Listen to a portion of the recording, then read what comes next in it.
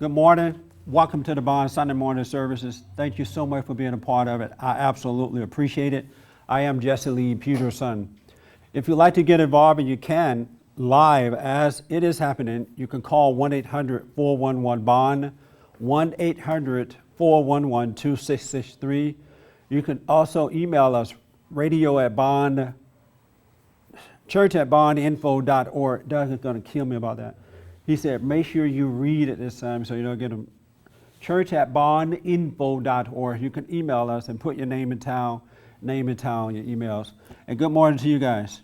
Everybody, and ladies, everybody here today. Appreciate you guys coming. I know it's vacation time and everybody vacationing, and it's hot in LA. So, but thank you for coming out anyway. I want to talk to you about evil, good versus evil, and how to recognize evil when you see it, and recognize good.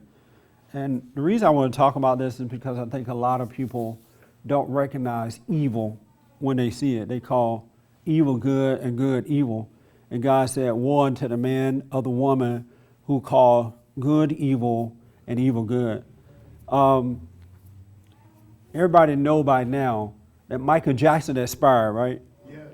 Who don't know about that? Well, Michael Jackson expired a couple weeks ago, I guess, or a week ago, or whatever. And they had his funeral last week. And it was at the Staples Center here in Los Angeles. And a whole lot of folks showed up, a lot of families and friends and other folks just wanted to be there. And I'm looking at this funeral. I didn't see the whole thing, but I saw a lot of it. And I realized, when the Bible said, let the dead bury the dead, I realized that the dead were burying the dead at that funeral. And that most of the people there, at least the ones who spoke at the funeral, were dead people burying another dead man. And I also saw evil at work at a funeral. First, I don't know why, and maybe you guys, the ladies can help me here. I don't know where this thing come from that at a funeral you have to lie about the person. You have to literally just make up lies. Don't tell any truth about the person at all.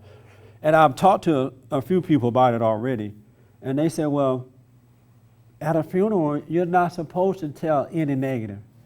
You're just supposed to be all nice and kind about the person, say all nice things about the person. And I'm wondering, why do you have to be, if the person was a horrible person while living, how come all of a sudden when they're dead, you have to lie about them, right? Make up some stuff, find some stuff they did that seemed nice. And I thought to myself, this is evil to do that. I would rather hear, if the person wasn't a whatever, I would rather hear, let this person be an example of what not to be. You know, like with Michael Jackson, for an example, it would have been really great to say, look, Michael Jackson had all the money and fame that any person can possibly have around the world, can possibly get. But yet he had all kind of issues. He had issues with his spirit. He had issues with his emotions, with his body. The guy did not like himself, you know, and fame and money didn't help that at all. It didn't make him feel better. It didn't make for a better life. And so it was so bad that Michael Jackson, being a black person, even according to all the reports, went out and hired a white man and a white woman to have his kids. There's no black, nothing in his children. That's how much he hated himself. And I would say, let that be an example that fame and money is not the answer. It's not going to buy you peace. It's just something that much money can't buy peace. Because look like if you had that much money, you can pay everybody to be nice and just pretend, and that would bring peace. But even that kind of money did not bring peace for the guy. And Michael Jackson could go anywhere in the world and was recognized. And not only was he recognized, people, you know, would gather around him and give him all the glory that he needed. But yet, that didn't bring peace. And so many people work so hard to get peace. You know, they think money is the answer, association is the answer. And that one, to me, that was a perfect example and a perfect time to say, that, and it wasn't putting Michael down, just speaking truth about the situation.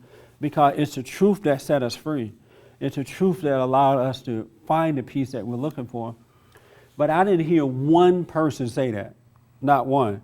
Instead, they set him up as though he was a Dr. Martin Luther King Jr., as though he was a Gandhi type of a person.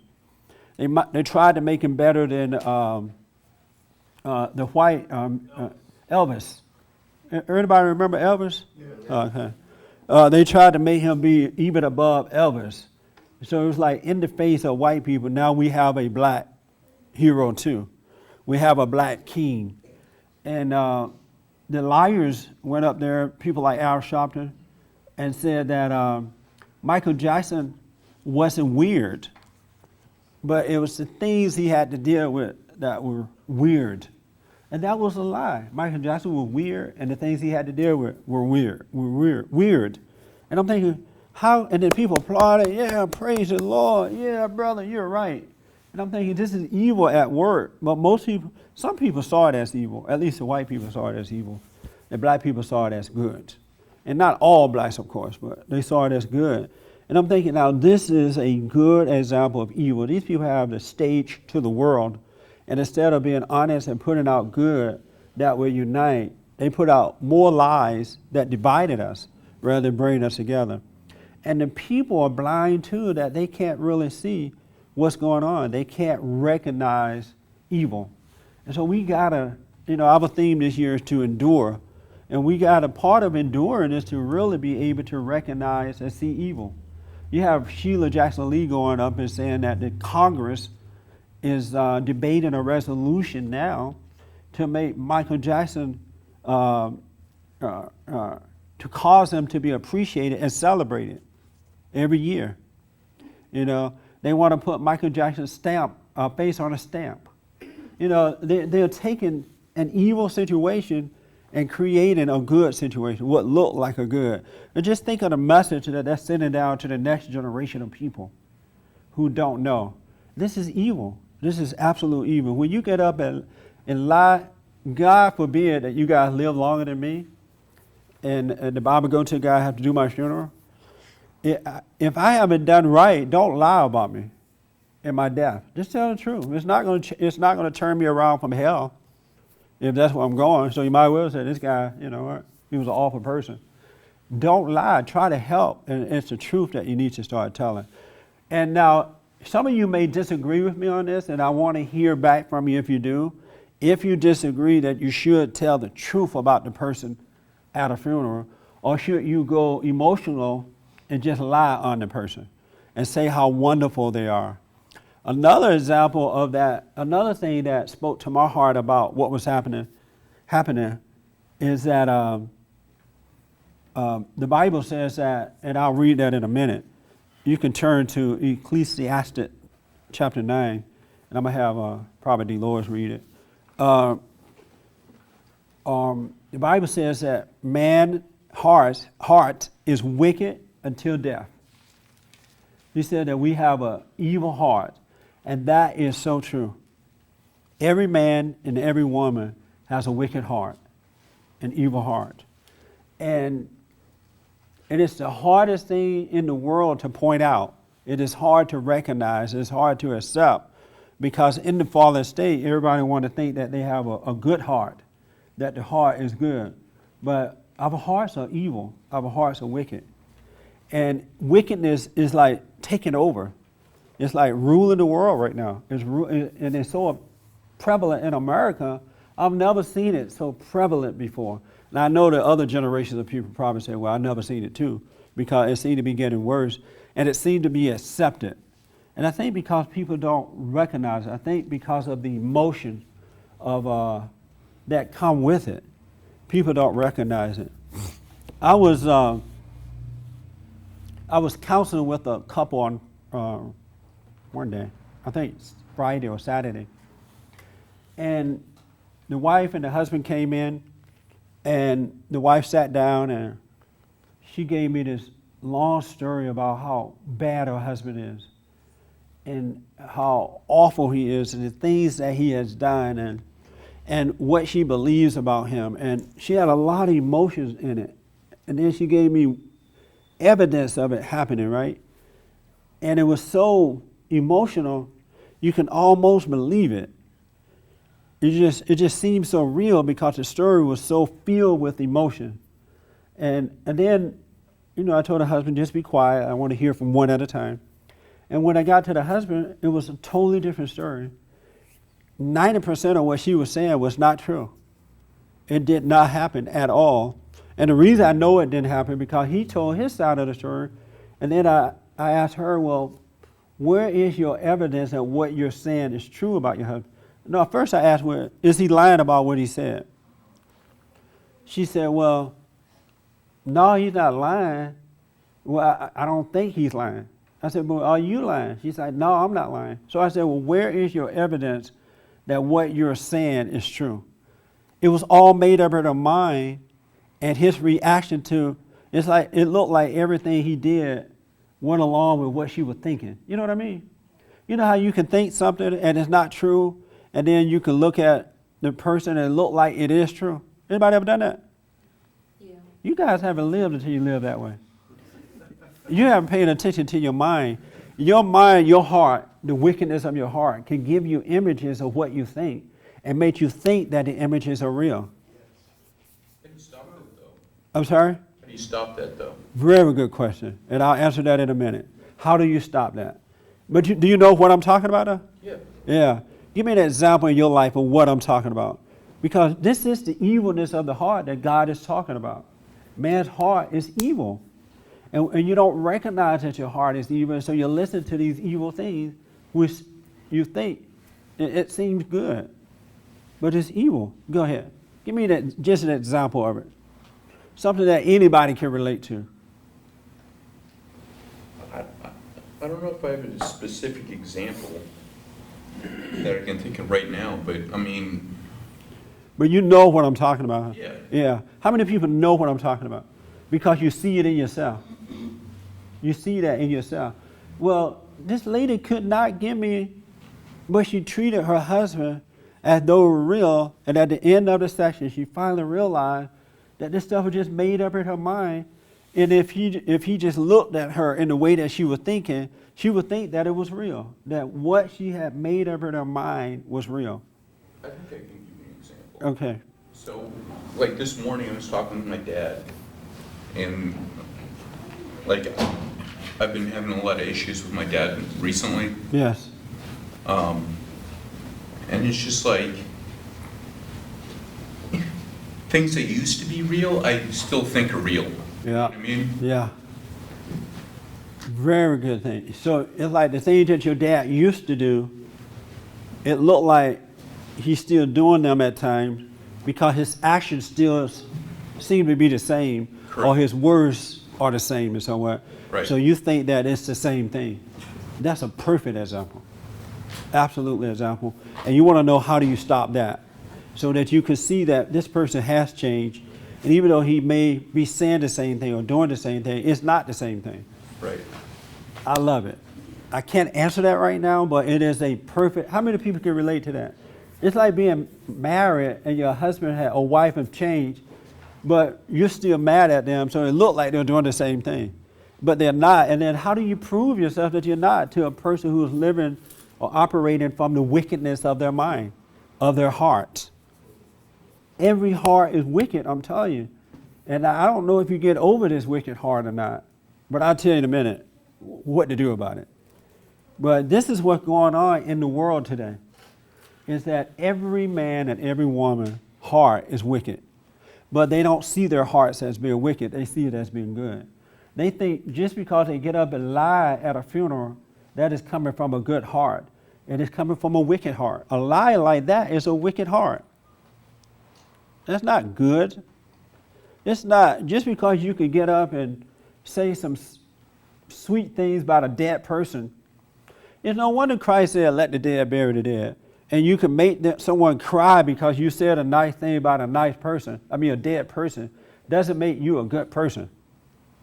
It doesn't make you a person of truth. It doesn't mean that you have told the truth. How can you say that you've been born again and accept all this stuff as good? I'm not getting it. It just doesn't compute for me. Well, it does, but it's evil. I saw evil on that stage. I've seen it before, but it was prevalent at that funeral. Everybody went up there and lied. Now, when they said, oh, he was a good musician, he made good music, he was a good entertainer, that was the truth. He had a great talent. But even his music didn't change lives. It didn't save your soul. It made you buck dance, but it didn't save your soul. Well, his music brought blacks and whites together. Yes, they came together and buck danced, but as soon as the buck dance was over, they went back to their corners. That's not bringing people together. And then they say, he is the first one to break into MTV or something like that. MTV, right? He's the first black person to open it, get into MTV and open the door. I'm like, and so what does that mean? That's great. That means that he united people. I'm like, can you be any nuttier than that? Being on MTV, and MTV, if I'm wrong, someone need to correct me, doesn't it show some of the worst stuff that you don't even want your kids to see, right? That's right. Isn't that true about MTV? Right. But they are praising that as though that's good. Our works and our dancing and our singing is it's not gonna change our hearts. It's not gonna cause us to be born again. Do you know that? That is not good. We'll call it good evil and evil good, and everybody going amen to it. If you want me to do your funeral, if you want me to lie at your funeral, do not ask me to do it. It's best to tell the truth so that people can wake up. The truth is of God. The truth is good, and the truth is what changes your heart. It what brings you to God, not the lie. Making me feel good with a lie is not going to do anything for my soul. Nothing. It's just you just make me feel good, and that's it. And then they said Michael Jackson did this song, "We Are the World." No, is it "We Are the World"? No, we are the world. We are the children. Oh yeah, and they said that was a great song. That's why he's good. We are the world. They sang that song till the cows come home, right? The song wore out. They raised all the money that you could raise from it, and everybody went back to their corner. It didn't do anything for the soul. It just made you feel like we are the world. And what is that? Nothing. It's just all lies. How do we expect to have a good life with lies? And what I'd like to know from you guys is some examples of lies of good versus evil in your own life. Not somebody else's life, but your life. Because if you don't recognize this for yourself, you're not going to get free. This is why God said, become free. This is why God said, know thyself. Know yourself. When you know yourself, I see what the devil be telling me all the time. He tell me some weird stuff. It just seems nice, but I recognize that it's evil. Because it's not true. It feels good when he tells me, but it's not true. I'm like, that's not true. That's a lie. That's evil. These little simple things that seem to be good is evil. But the people don't recognize it. They're blind and can't see. This is why you must be born again. You must be born, and you must be born again, and you got to be able to tell the truth at a funeral, at a wedding, and the truth is fun.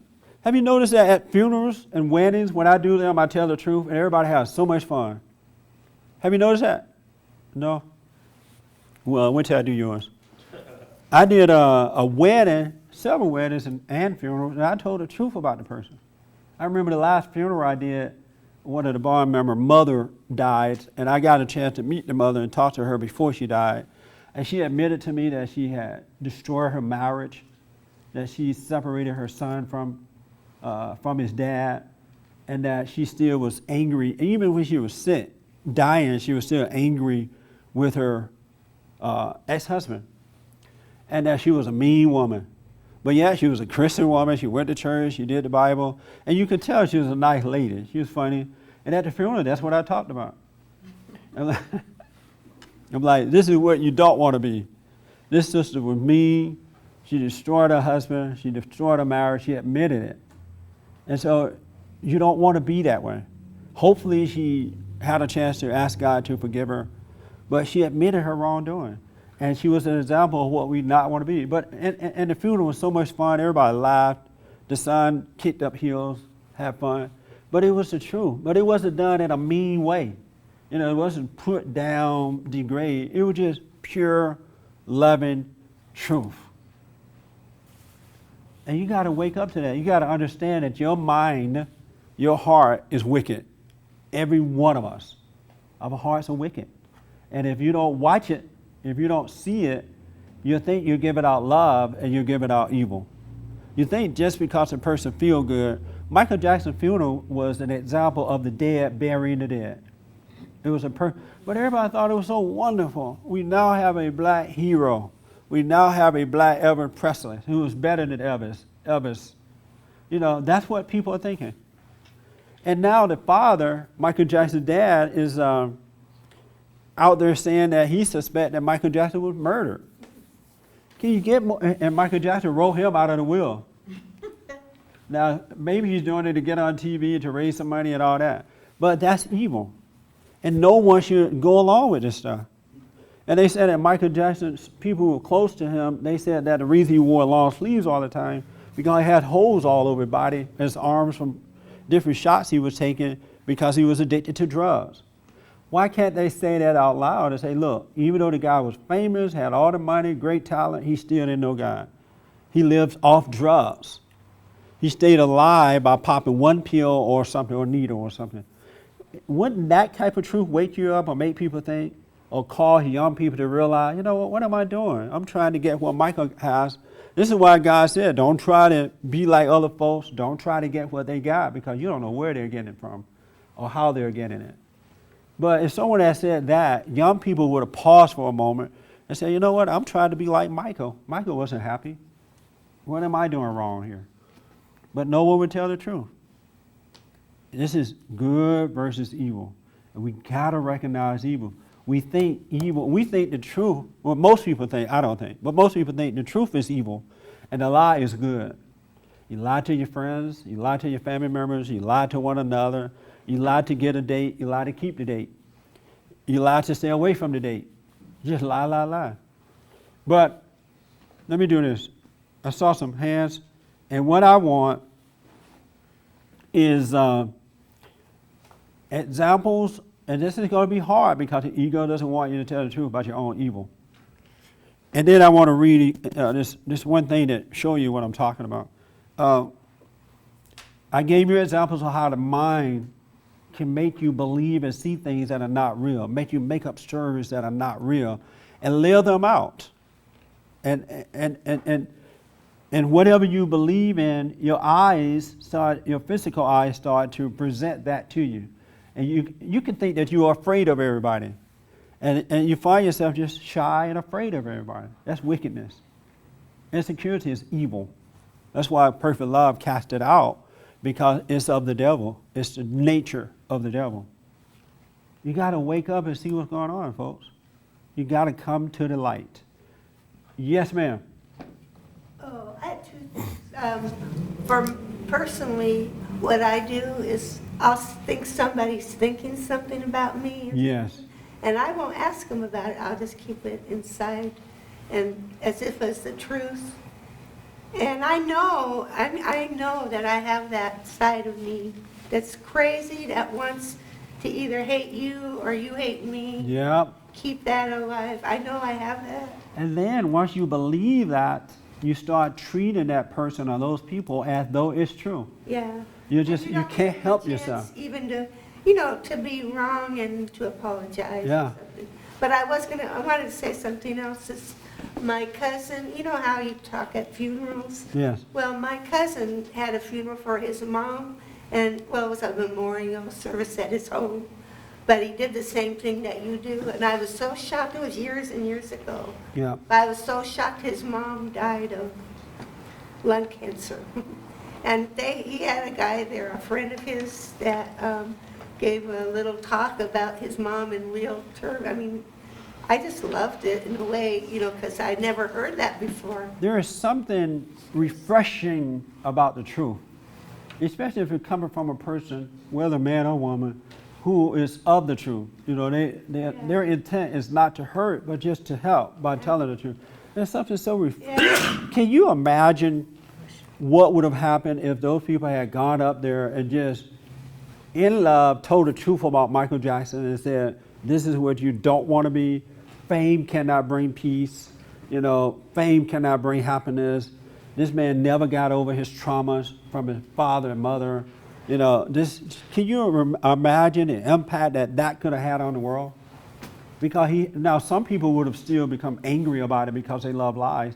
But a lot of people who are seeking truth would have been like, wow, this is refreshing.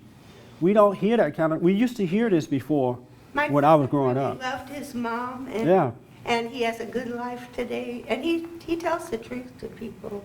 You know, it hurts a lot, but he tells it, and he's nice to be around for that reason, I think. But then it's in you to do it too. If you can understand. Right? One thing about understanding that you have a wicked heart, you start not to trust your heart at all. The world teaches us to trust the heart.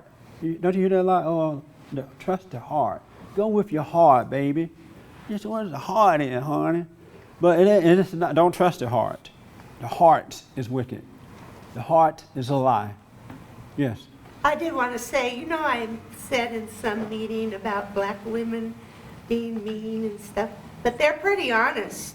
But they're just, sometimes I think they go a little too far, but they're, like Mary is pretty right on about me, you know, what she sees about me, but it's like, I don't know, it's like... but the problem is they're not honest about themselves. Yeah, they're not... It's easy to be honest about somebody else, but it's as easy to be honest about yourself. Yeah. That's where the problem is. Yeah, black women, they'll tell you the truth. They will. If it's to help you or kill you, they'll tell you the truth about yourself, but not about themselves. That little knife, you know, Yeah. the knife, and you wouldn't stick it in you. That's right. And that's where the problem is. So I have learned a lot about myself from Mary, but I'm a bigger coward than ever.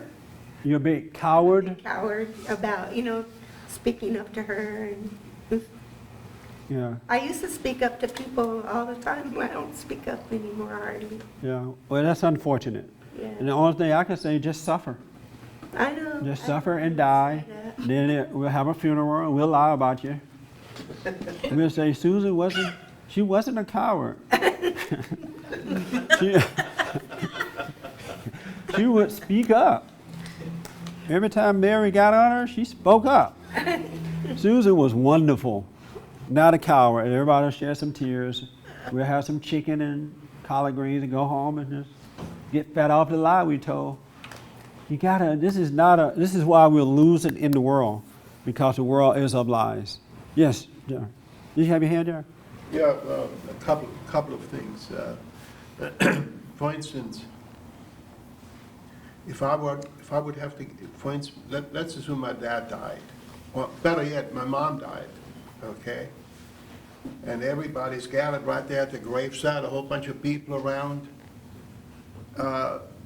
You know, there's that,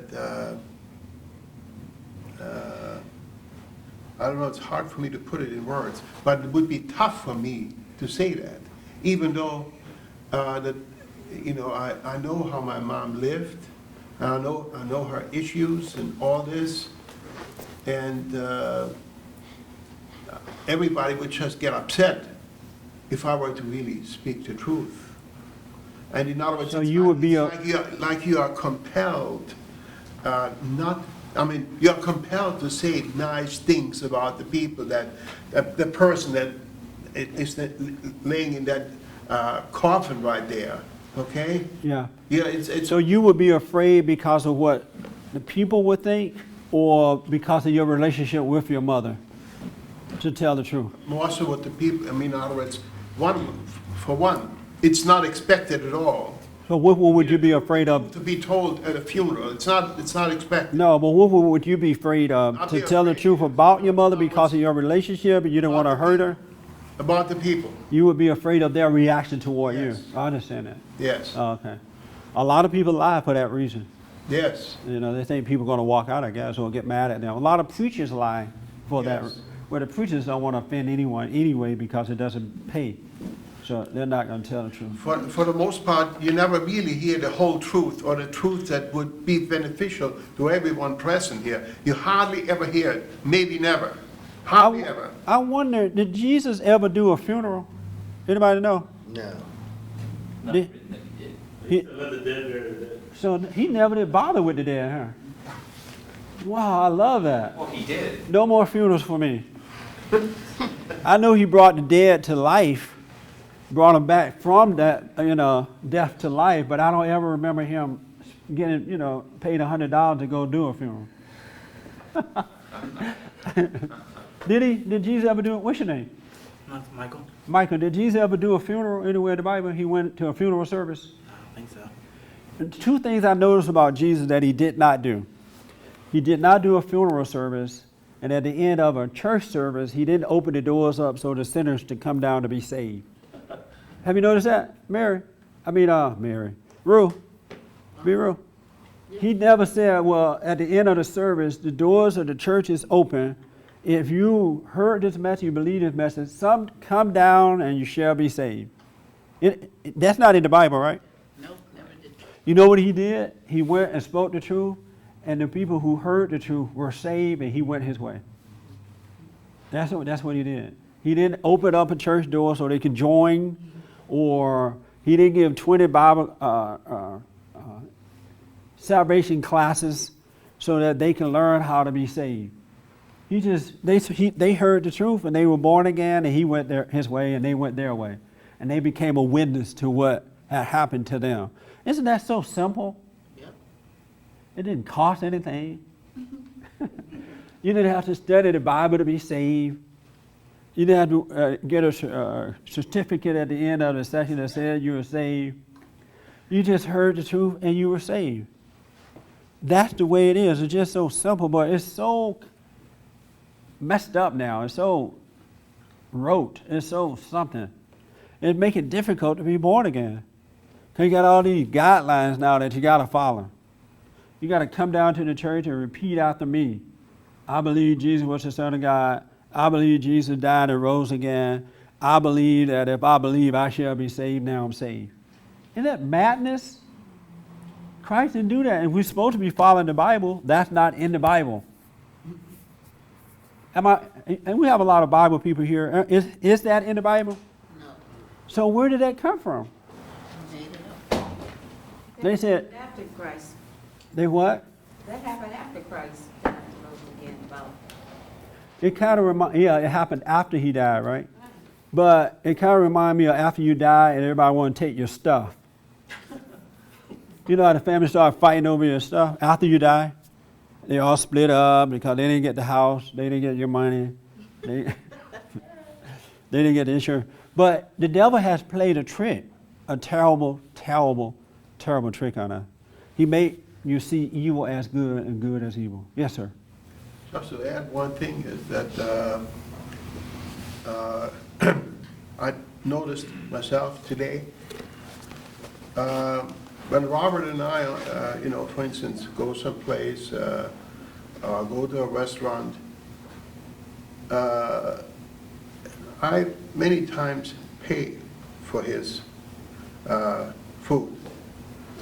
And what I really saw, well, he's my son. I want No more free meals after this, Rob. I Oh, want to help man. you. Here's what it is. Well, Oh, wait, hold on. listen up. Okay. Wait. I want Your to dad, defend myself. you're going to get a free meal. I'm just kidding. Hold on. Listen, I want to defend myself, all right? He's not done, though. Hold on. Look. You're here. Let me say one thing, Robert. I'm not talking about you at all. He talk about himself. I'm talking about me, So not don't act like a little female ready to defend yourself. okay? In any case, That's evil. here's he's my son, I want to help him. It's all wrong. Yes. It's completely wrong. And why is it wrong? Because I'm not really a man when it comes to that. To be a real father, to be a real man, I wouldn't do that. And how did you think that you were helping him by always paying for the meal? Well, in other words, it wasn't really really a conscious thing. It's just, I mean, I was just doing that. And him, That is evil. it is. It's absolute evil. It is absolute. And why, so that people know why is it evil? Because the average person would think, well, the father paying for the meal, nothing wrong with that. Why is that evil? It's the wrong help. Yes, absolutely. In other words, and not only that, and I'm not really the father that I ought to be, Yes, sir. okay? Perfect example. Yeah, Real good example. Because what it does, it causes him to be dependent. He starts to rely on that. Right. And he's not learning how to give and take. Life is about giving and receiving. It's not just about taking. And- And if you're taking him out to meal and paying for his meal every time, he's not learning how to give back to you. He's not opening himself up to receive. right, right. I remember once we went out to lunch with Robert because of what you had done to him, and it was a birthday party for one of the other guys, right, at a restaurant. And Robert thought we were going to pay for his meal. It was just because we told him about it. It was time to pay up. He's like, well, do I have to pay? I'm like, yeah, you have to pay. But you spoiled him that way. Yes, I was just going to say that. Yeah. I'm actually spoiling him by doing that. And that is evil because you take away from the person's, you take the opportunity away from your son, your daughter, to grow spiritually, That's right. to learn the art of giving and receiving. And that is evil. I see so many parents spoiling their kids nowadays. I want to make sure they have what I didn't have. And they're spoiling their kids, not knowing that they're doing evil to them. They're creating evil. A tough life is better than a spoiled life because at least you learn to depend on yourself.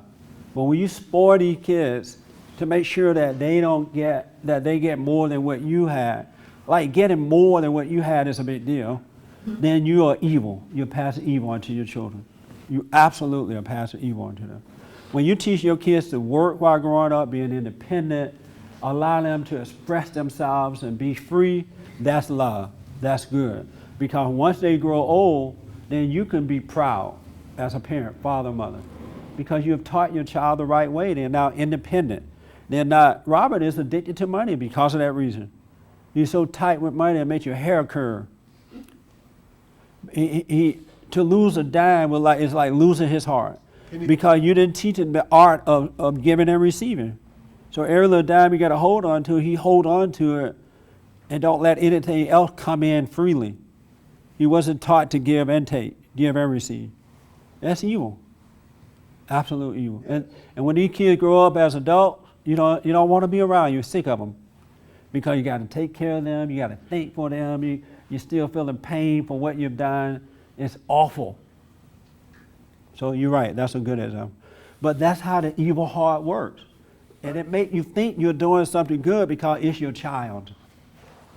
It's evil. That's exactly right. Yep. You see, you think you're being a good parent, well, you help them out and give them here a little bit and there, but it's totally wrong.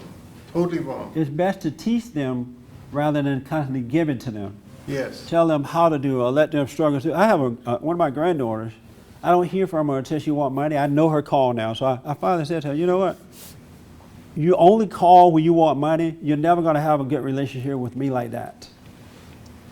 No, I don't, Grandpa. Yes, you do. And the evil thought was telling me, oh, don't say that to her. You're going to hurt her heart. I said, this is not the way to live. You got to learn to earn your way. And I'm easily turned off when you try to take my money. Grandpa won't like you for that. And her parents never said that to her. They try to make sure she get everything they didn't have. And now she's spoiled rotten. That's evil. I saw your hand, and then I'm coming back over this way. In there.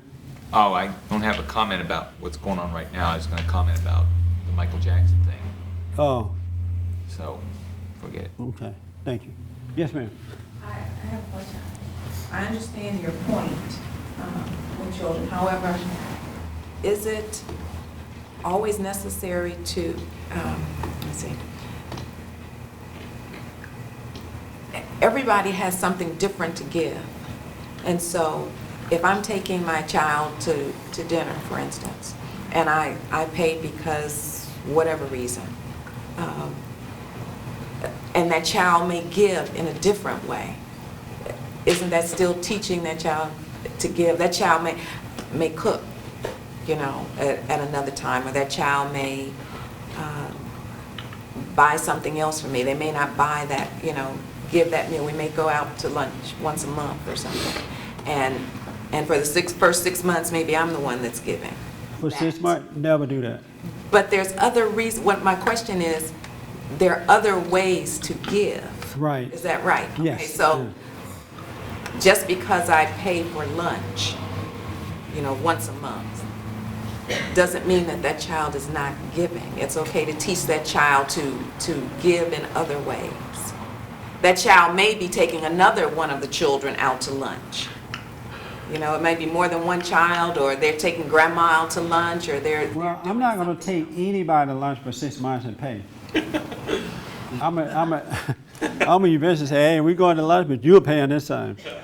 If you know, she need to do it I too. understand. You know, I go to with lunch with my daughter every other month. I mean, every month, and every other month, Yeah. you know, we pay. However, my question is, there are other ways to... There are other ways of giving, yes. And Absolutely. Okay, all right. Absolutely. Yes, ma'am.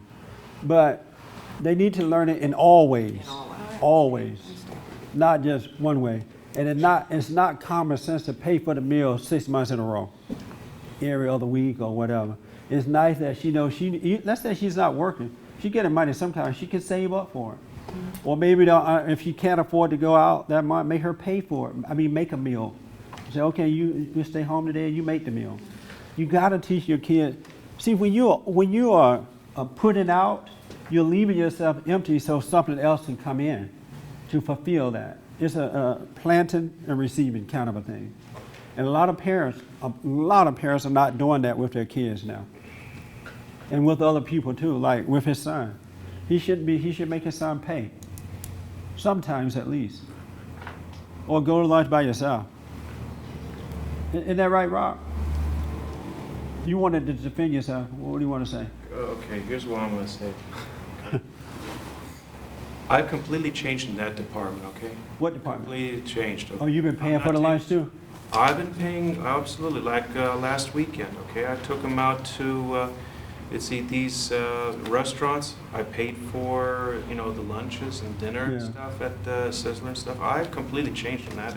Well, he's talking about his heart. He wasn't talking about yours. And he wasn't blaming you for it. Okay, because I mean, You were looking at how I used, his heart plays on him and make him think that he's doing something good. right. Well, I used to, you know, take advantage of him. There's no doubt about that. That's what they would do. Advantage of him. Yeah. I used to, I mean, in my early life and stuff, but I see myself as See the evil in that? The father thought he was doing something as a father that was good to help his child.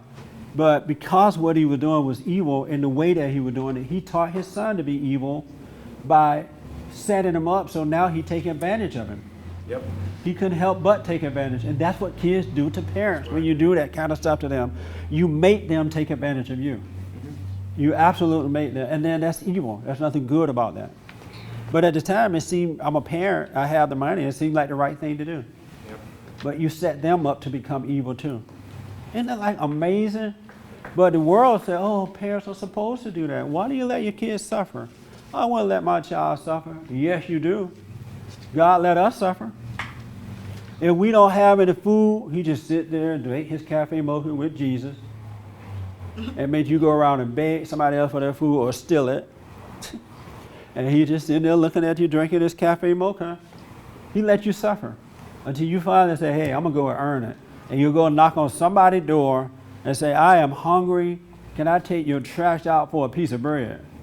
You now open it up to start getting better in life. That's good.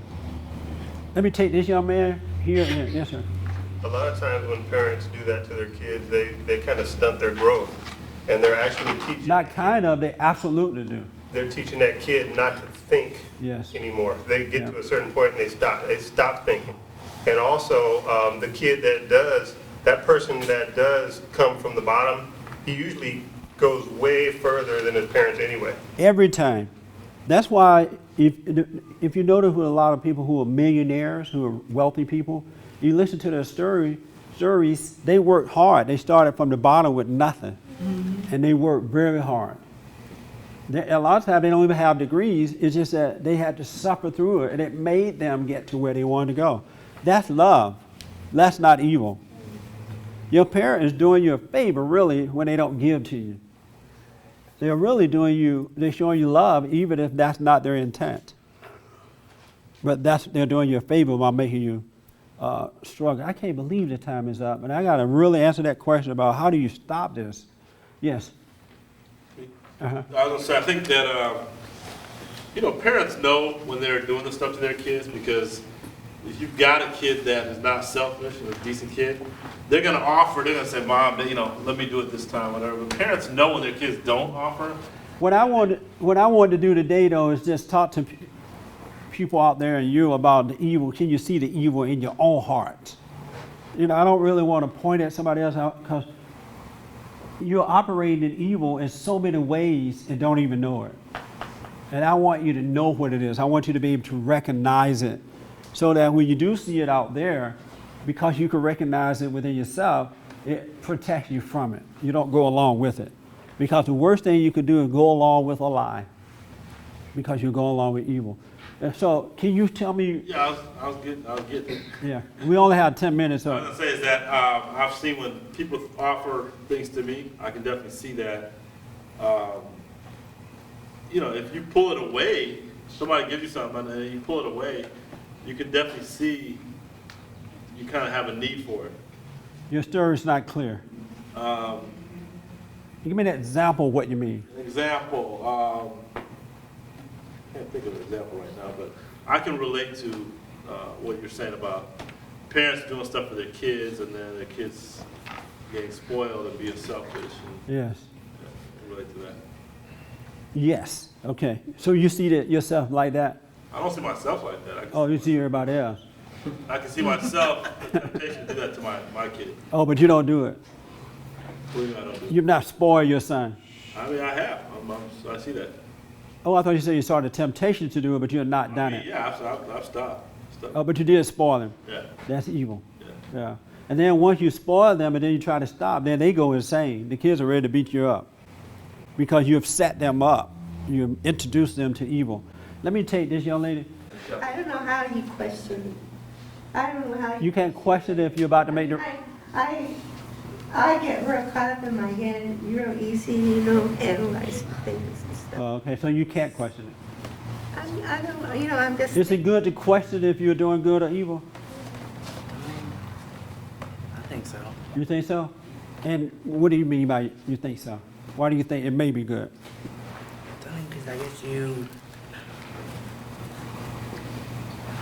it causes you to, to think about what it is that's going on. How old are you? 26? Oh, I can't hardly hear you. Why are you speaking so low? No. I'm sorry?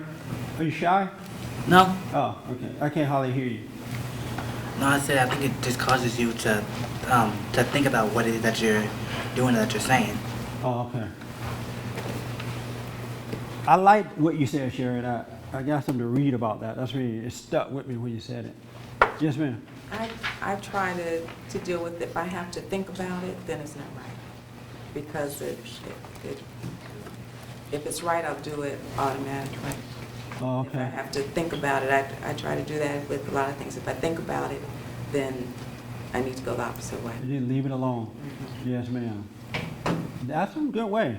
But there's a better way even than that. Yes, sir. Okay, as far as looking at the evil myself, whenever I face my anger, my attitude, or face a temptation, there's only I'd like to ask myself one question. I ask myself, do I really want this or need this in this moment of my life? Will it make me any happier or better person than what I am now? Because if it did, I wouldn't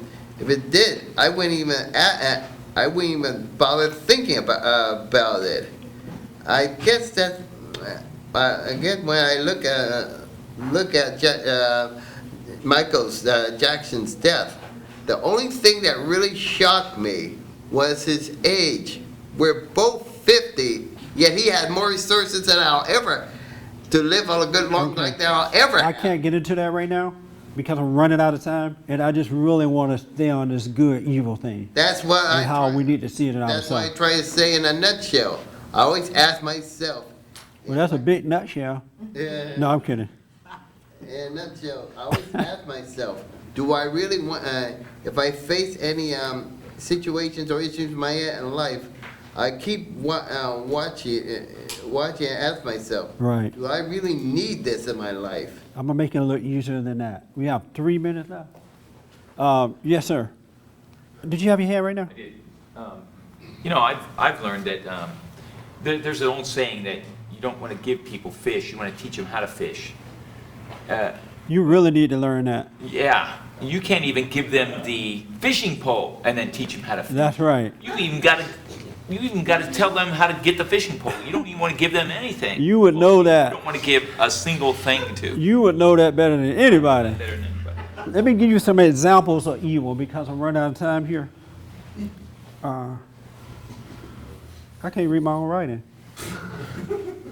Examples of evil is when we lie to one another, when we lie to ourselves, when we take the innocence of our children by imposing our will upon them. You take, a lot of parents take away the ability of their children to discover. They're teaching them everything to do and say and how to act and all this kind of stuff. That's evil when you do that because you cause them to become dependent on someone else always teaching them.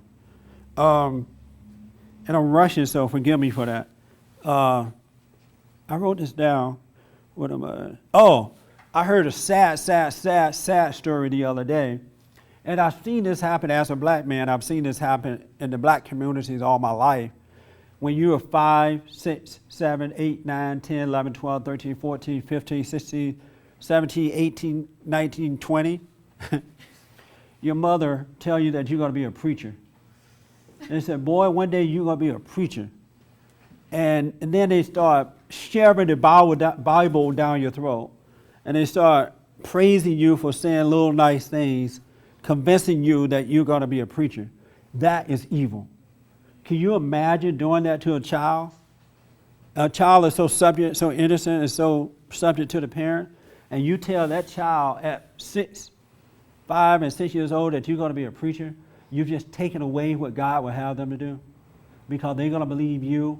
And now I had a child tell me, I think this child about 7 now, 6 or 7, tell me that his mother told him that he was a sinner. So when he prayed, he got to ask God to forgive him for his sins. At 7 years old, that's evil. Can you imagine that? I almost cried over that. It broke my heart to hear that. So now this child is dealing with that at the age of 7 years old, that he is a sinner and he needs to pray to God. He pray at night, God forgive me for my sins. That's evil. And it's happening in churches. That's evil. When parents lack patience, when you lie at funerals, all those things are examples of evil.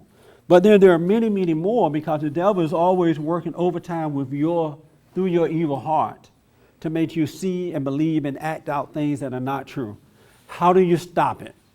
That was the perfect question. There is not but one way to stop it. And God said that you must be born again. You must be born again. You must separate from the darkness of your imagination. You must forgive so that you can come into the light, and then you can see that even your enemy could have possibly changed. But if you hold on to anger, if you hold on to unforgiveness, and you're going to live in the darkness of your imagination, and you cannot see reality around you because the light is not shining so that you can see. So the way to stop it is you got to forgive, and you need to be still and know God so he can allow you to see yourself. He can bring you out of your imagination so you can see the wickedness of your heart and be protected from it and see the wickedness of other people's hearts so that you don't accept the lie. You got to be still and know him. You cannot see what I'm talking about if you have any bitterness in your heart at all. You're not going to be able to see it. You got to forgive. And as you forgive, God will forgive you. Then you can start seeing, yes, my dad used to do this to me. It still looked like he was doing and saying the same thing, but it's not the same. His heart has changed. It's not the same, but I'm overreacting to that because I'm still angry and I can't see what's going on. You gotta have a pure heart. You must be born again. That's the only way out. You gotta come out of the imagination, which is of your father, the devil, which is of the prince of darkness, and come into the light of God, which is pure love. And the love is light, and light allows you to see yourself in others. Otherwise, it's just going to go on and on and on and on and get worse. And then, dear Lord, come on up here because I want you to read that for me. Oh, I'd like you to read it from here. When Sherry said that you have to question, you cannot question evil or good because you cannot recognize it on your own. If you question, the devil's going to answer. He really will. He'll confuse you. But if your eyes are open, your inner eyes are open, you never have to question because you can always see. And like you were saying, if you don't see what to do, just don't do anything. If you got to question your thoughts yourself, then the devil is with you. Just think, God knows all things. He allows you to see why you need to question. That make sense? Yeah. Okay, read here, Dolores, for me. Ecclesiastes 9. Start here, and I think I want to stop there. Verse 1 all the way down to, what's that? 4? To 4. Loud and clear. Yes, I have applied myself to all this and experienced all this to be so. That is to say, that the upright and the wise, with their activities, are in the hands of God. We do not understand either love or hate. Where we are concerned, both of them are futile.